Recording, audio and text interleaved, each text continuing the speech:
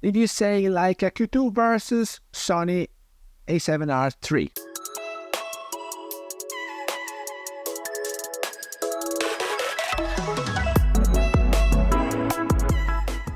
Hello everybody, welcome back to the channel. Thomas Love here from beautiful Vancouver, British Columbia, and today we're talking about those two beautiful cameras that are the Leica Q2 that I had and the Sony A7R III that I borrowed for a project that I had, because yesterday I was booked for shooting in interior and headshots and stuff, and so since I have my one lens only, which is a 28mm, I realized that was not wide enough for shooting in interior.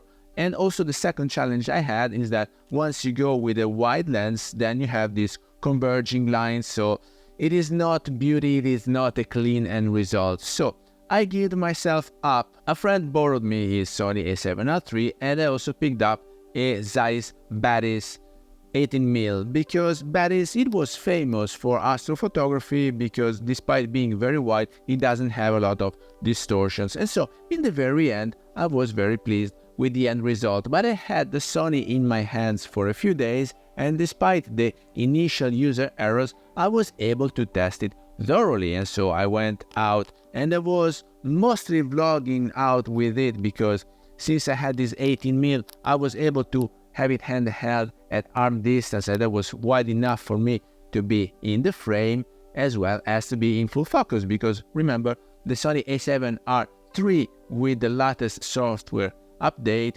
was able to have the face detect and the eye tracking as well, which is a very good help. And so in the very end, yesterday, I went for this shooting and I had the two cameras at hands.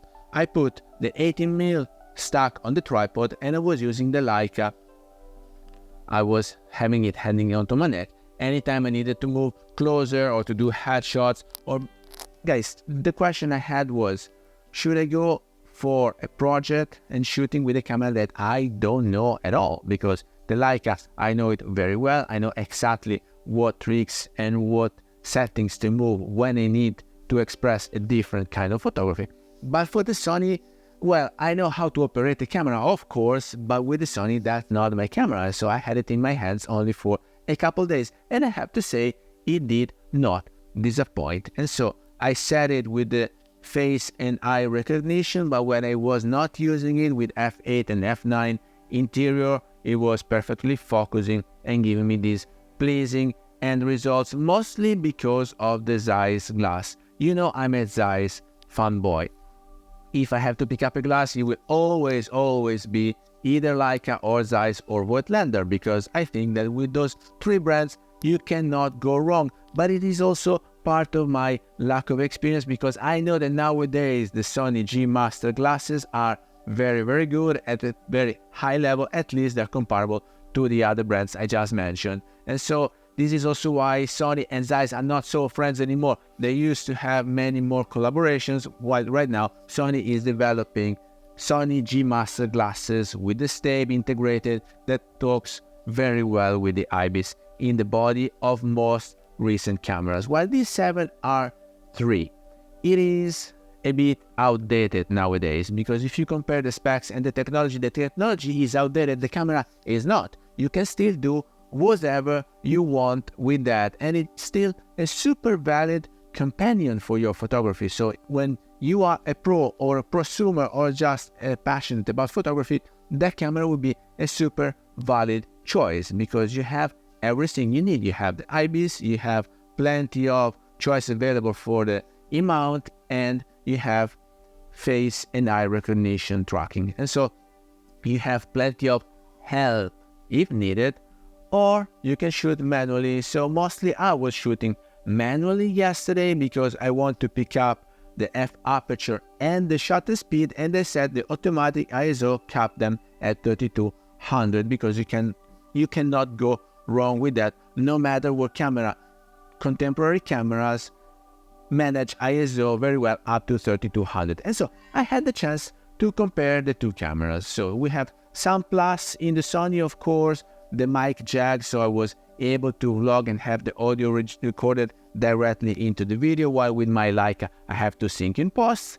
And then the Zeiss Batis was absolutely a stunning glass. If you are on the verge and you are thinking about purchasing it, you cannot go wrong with it, even new or used. If it's mint conditions, guys, that is a keeper. And then, of course, my Leica Q2 that never disappoints. I set it also on the face and eye recognition, but despite the 20mm, I had to move a bit closer, and I was able to get, with that lens, the headshots that I needed. And so I'm not comparing the two cameras because 28 and 18mm is such a different focal length to compare, so that would not be a fair comparison. But the two cameras, guys, they were more or less the same age, 2017, 18, if I'm not wrong. So more or less the technology was aligned at that time. And then the Sony interpretation was more towards the IBIS and the eye recognition, while Leica, they're always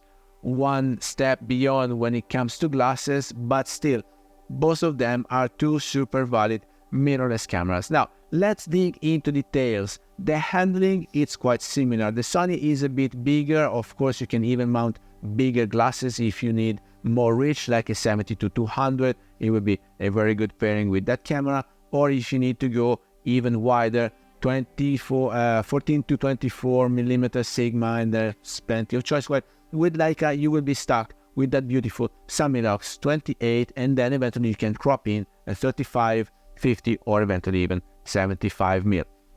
But the body and the handling in the Leica, it is more compact, and it feels more solid. Also because it comes in one piece, and because you have the battery that pops in and out very easily. While Sony, you also have big flaps. So you have two SD card slot. One is faster UHS 2, the other one is only UHS 1, but still it's more than what you need for recording 4K videos and for shooting photography. And then you have on the other side the two flaps. You have a micro HDMI, which comes in very handy. Then you have the micro USB for charging, a USB-C, and the mic jack for the microphone and for the headphones. So it's a very complete kit.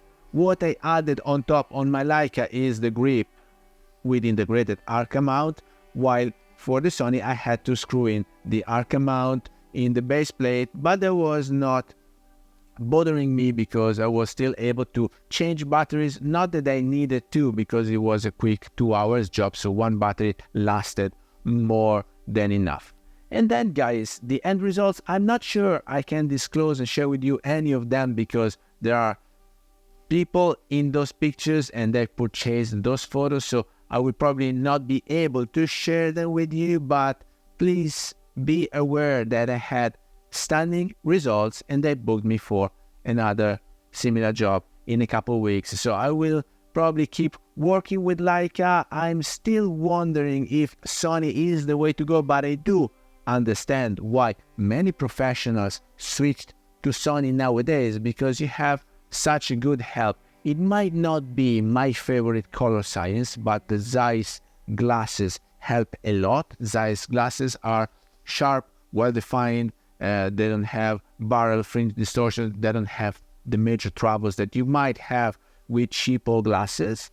And so Zeiss and Sony would be a very great combo on one hand, and then the Leica is, of course, a great and a valid product on the other hand. Feel free to reach out if you have specific questions about either the Leica Q2 or the Sony A7R III with the baddest 18mm Zeiss. So with that, I hope you got some value out of this video. If you did, please remember to like it, share it on your social media, subscribe to the channel so you won't miss any videos to come, and I guess I will see you later. Thank you.